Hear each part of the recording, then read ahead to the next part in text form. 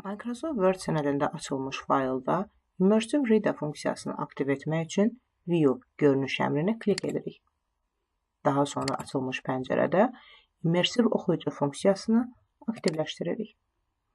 Üzərinə klik etdikdən sonra menüdəki olan funksiyalar görünməkdədir. Biz burada sütun enlərini tənzimləyə bilərik. Eyni qaydada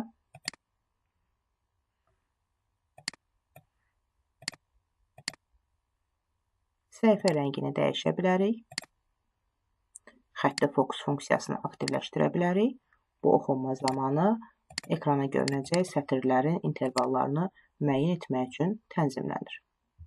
Eyni qaydada mətnlər arası intervalı təmin etməklə oxunma zamanı fərqləşdirilmiş funksiyanı aktivləşdirmək mümkündür.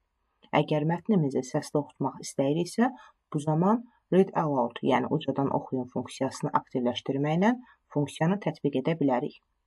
Immersive Reader funksiyasını deaktiv etmək üçün Immersive oxuyucunu bağlayın əmrinə klikləməklə sənədi əvvəlki vəziyyətinə gətirə bilərik.